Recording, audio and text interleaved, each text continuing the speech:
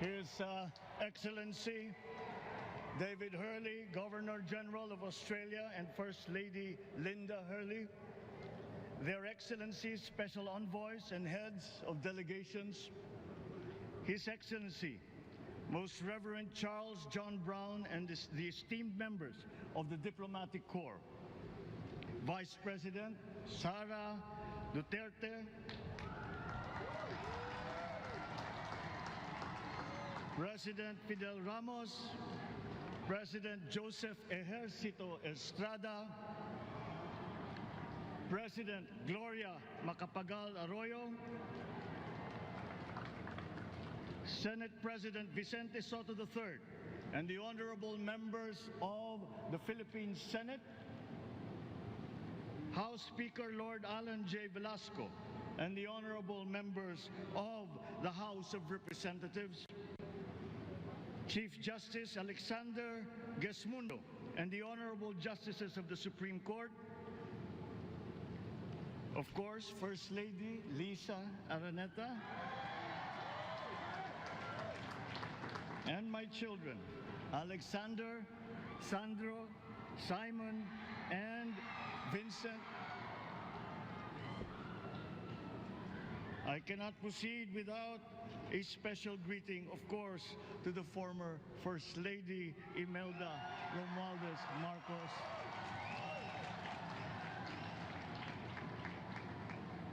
Other distinguished guests, ladies and gentlemen, my friends, ang aking minamahal na mga kababayan,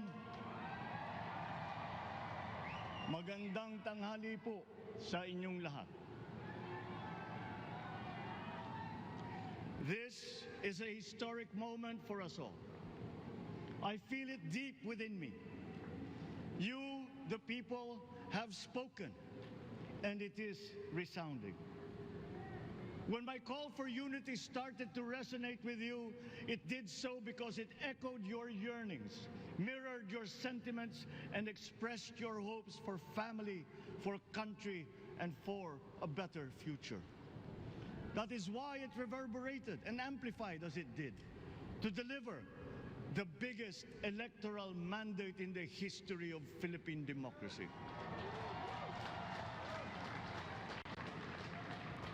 By your vote, you rejected the politics of division.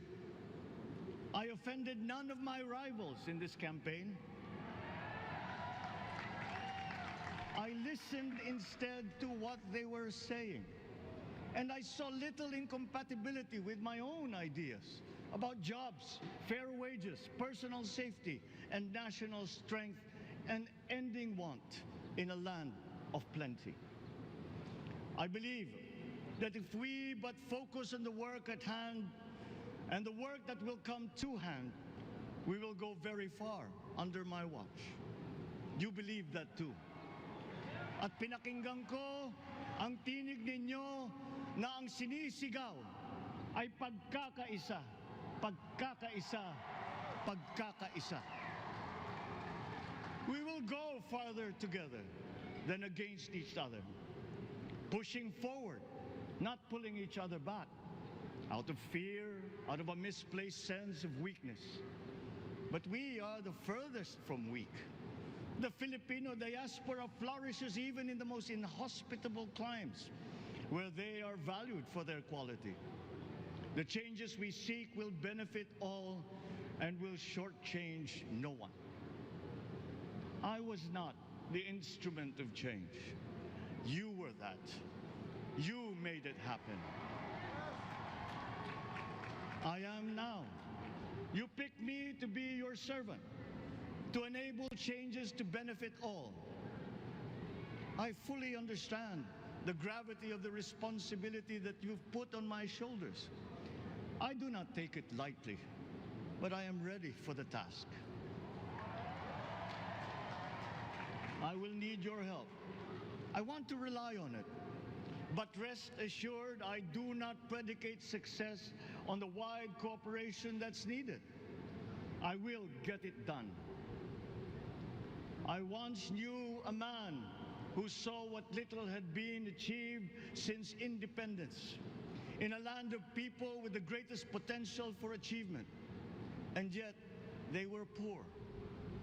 But he got it done, sometimes with the needed support, sometimes without. So will it be with his son. You will get no excuses from me.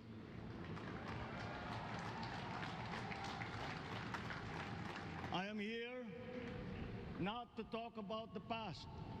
I am here to tell you about our future.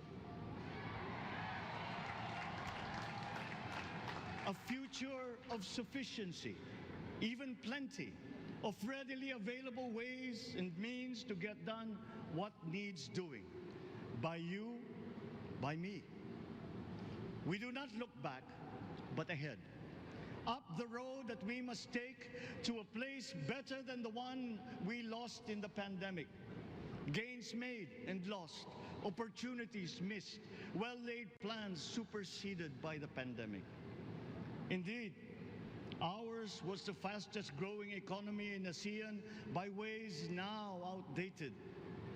We shall be again by a radical change in the way the world must now work to recover what we have lost in that fire and move on from there. We face prospects of the spread of the war abroad, of which we are totally blameless. We seek friendship with all. But countries like ours will bear the brunt of it. And if the great powers draw the wrong lessons from the ongoing tragedy in Ukraine, the same dark prospect of conflict will spread to our part of the world. Yet, there is more out there. Like going forward by new ways of doing that the pandemic forces to adopt. A stronger resilience, quicker adaptability. They are our best prevention. They are our best protection. Quiet reflection in a rough and tumble campaign of a breadth and intensity never experienced revealed some of them, such as the willingness to listen despite the noise, the hesitation to quarrel over differences, and to never, ever give up hope of reconciliation.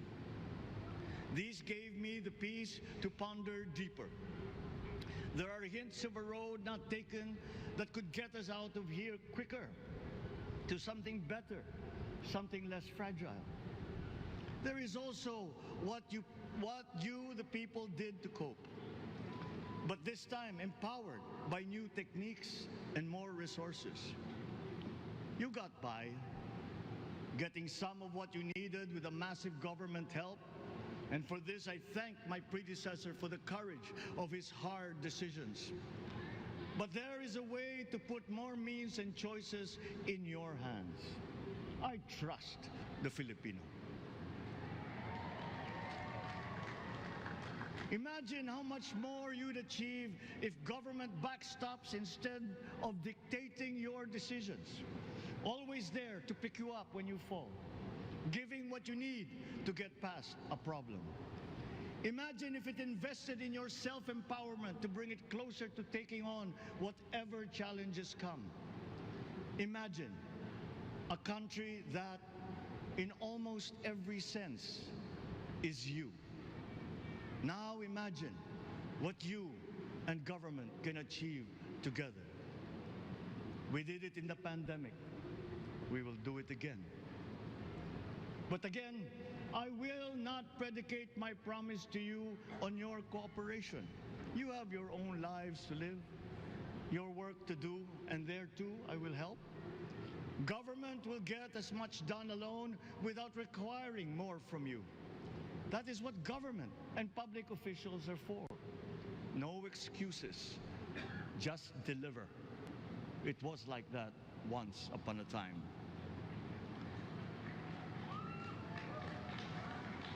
I did not talk much in this campaign. I did not bother to think of rebutting my rivals. Instead, I searched for promising approaches better than the usual solutions. I listened to you. I did not lecture you who has the biggest stake in our success.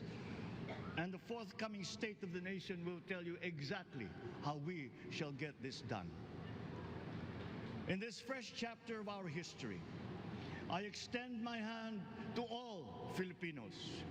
Come, let us put our shoulders to the wheel and give that wheel a faster turn to repair and to rebuild and to address challenges in new ways, to provide what all Filipinos need, to be all that we can.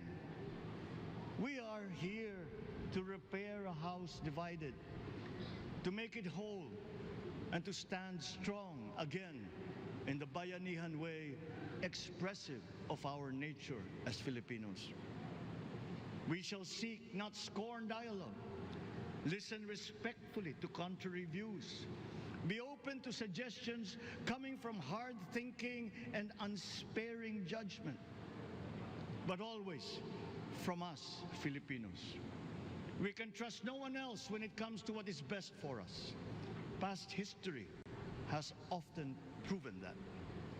Solutions from outside divided us. None deepened our understanding. They were always at our expense. Never forget, we are Filipinos. One nation, one republic, indivisible. We resisted and never failed to defeat foreign attempts to break up our country in my father's watch. His strongest critics have conceded that. So let us all be part of the solution that we choose. In that lies the power to get it done. Always be open to differing views, but ever united in our chosen goal. Never hesitating to change it, should it prove wanting. That is how agile, resilient republics are made. Our future we decide today. Yesterday cannot make that decision anymore, nor can tomorrow delay it. The sooner we start, the surer and quicker the prospect of achieving our future. These are troubling times. What's happening to others can happen to us, but it will not. We see what's happening. We are witness to how it is being stopped, and we have seen the glory that crowns struggle against all odds. Giving up is not an option. We've been through times of bitter division, but united, we came through to this when it shall begin again, but better. The campaigns I've run have taken me here where I stand today. I listened to you, and this is what I have heard. We all want peace in our land. You and your children want a good chance at a better life in a safer, more prosperous country. All that is within reach of a hard-working, warm, and giving race. Your dreams are mine. Pangarap nyo ay pangarap ko. How can we make them come true? How can we do it together? But I will take it as far as anyone with the same faith and commitment can, as if it depended entirely on himself. Sa pangarap na maging mapayapa ang ating bansa, ang pangarap nyo ay pangarap ko. Sa pangarap na maging maunlad ang ating bansa, ang pangarap nyo ay pangarap ko. At sa pangarap na maging mas masinang ang kinabukasan natin at ng ating mga anak, ang pangarap nyo ay pangarap ko. We are presently drawing up a comprehensive, all-inclusive plan for economic transformation. We will build back better by doing things in the light of the experiences that we have had, both good and bad. It doesn't matter. No looking back in anger or nostalgia. In the road ahead, the immediate months will be rough, but I will walk that road with you. The pandemic ravaged bigger economies than ours. The virus is not the only thing to blame. What had been well built was torn down. we will build it back better. The role of agriculture cries for the urgent attention that its neglect and misdirection now demands. Food self-sufficiency has been the key promise of every administration. None but one delivered. There were inherent defects in the old ways and in recent ways too. The trade policy of competitive advantage made the case that when it comes to food sufficiency, a country should not produce but import what other countries make more of and sell cheapest. Then came Ukraine. The most vulnerable when it comes to food are the countries furthest away from the conflict, those bearing no blame for provoking it. Yet they face the biggest risk of starvation. If financial aid is poured into them, though it never is, there is nothing to buy. Food is not just a trade commodity. Without it, people weaken and die. Societies come apart. It is more than a livelihood. It is an existential imperative and a moral one. An agriculture damaged and diminished by unfair competition will have a harder time or will have no prospects at all of recovering. Food sufficiency must get the preferential treatment the richest free trade countries always gave their agricultural sectors. Their policy boils down to don't do as we do. Do what we tell you to. I am giving that policy the most serious thought if it doesn't change or make more allowances for emergencies with long-term effects. There is a parallel problem in our energy supply. Sufficient fossil fuel-free technology for whole economies has yet to be invented. And it is not seriously tried by rich countries. Again, consider the response of the richest countries to the war in Ukraine. But surely, a free world awash with oil can assure supplies. Or we will find a way. We are not far from oil and gas reserves that have already been developed. What we teach in our schools, the materials used must be rethought. I am not talking about history. I am talking about the basics, the sciences, sharpening theoretical aptitude and imparting vocational skills, such as in the German example, alongside the national language with equal emphasis and facility in a global language, which we had and lost. Let us give OFWs all the advantages we can for them to survive and to thrive. Our teachers from elementary up are heroes fighting ignorance with poor paper weapons. We are condemning the future of our race to menial occupations abroad. Then they are exploited by traffickers. Once we had an education system that prepared coming generations for more and better jobs. There is hope for a comeback.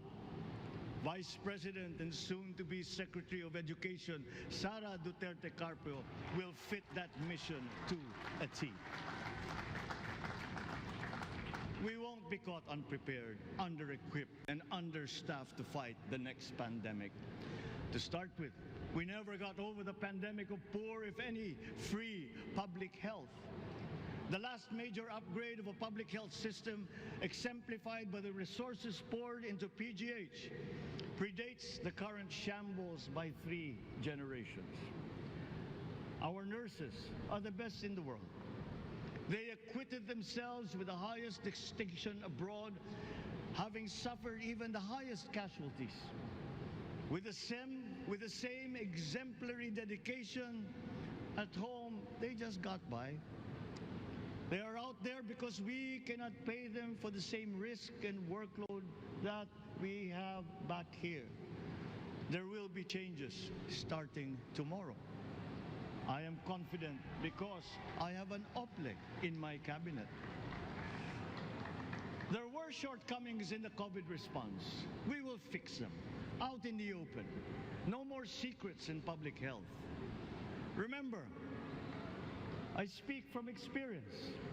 I was among the first to get COVID. It was not a walk in the park. My father built more and better roads, produced more rice than all administrations before his. President Rodrigo Roa Duterte built more and better than all the administrations succeeding my father's. Much has been built, and so well, that the economic dogma of dispersing industry to develop the least likely places has been upturned. Development was brought to them. Investors are now setting up industries along the promising routes built. And yet, the potential of this country is not exhausted. Following these giant steps, we will continue to build. I will complete on schedule the projects that have been started. I'm not interested in taking credit. I want to build on success that's already happening. We will be presenting the public with a comprehensive infrastructure plan. 6 years could be just about enough time. No part of our country will be neglected. Progress will be made wherever there are Filipinos, so no investment is wasted. The recovery of Philippine tourism, with its emphasis on accessing nature's beauty, I am sure will exceed expectations. And bigger is not always better, but there's something to be said for economies of scale. And yet the country invites investments in fast-rising industries with quick returns and inflicts irreparable damage for future generations. We have yet to see large-scale practical solutions to pollution, though some are beginning to emerge. But there are tried and proven new ways of mitigation. Blades have been turning over the sand dunes of Ilocos Norte, harnessing a power all around, but unseen, long before this day. I built them. The rich world talks a great deal, but does a lot less about it than those with much less, but who suffer more death and destruction from climate change and lack of adaptation. We will look to our partners and friends to help the Philippines, who, despite having a very small carbon footprint, is at the highest risk. First, spare victims, then help them recover, and move on to lessen the harmful impact of climate change. We too have our part to play. We are the third biggest plastics polluter in the world, but we won't shirk from that responsibility. We will clean up. You will not be disappointed, so do not be afraid. With every difficult decision that I must make, I will keep foremost in my heart and in my mind the debt of gratitude I owe you for the honor and responsibility that you have conferred on me. Whatever is in a person to make changes for the better of others, I lay before you now in my commitment. I will try to spare you. You have your other responsibilities to carry. But I will not spare myself from shedding the last bead of sweat or giving the last ounce of courage and sacrifice. And if you ask me why I am so confident of the future, I will answer you simply that I have 110 million reasons to start with. Such is my faith in the Filipino.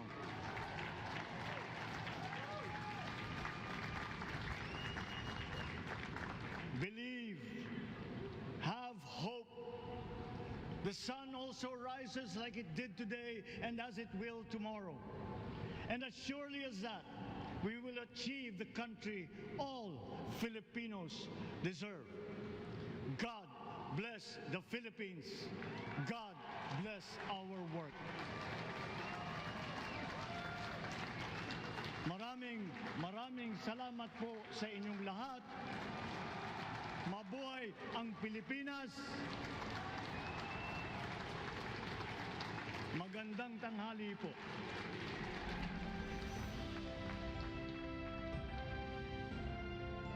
Excellencies, ladies and gentlemen, the President of the Republic of the Philippines, President Ferdinand Marcos Jr.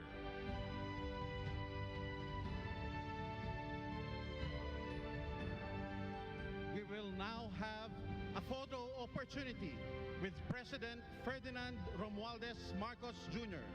May we invite the first family on stage. First Lady Liza Araneta Marcos, Ferdinand Alexander Sandro Marcos, Joseph Simon Marcos, and William Vincent Marcos.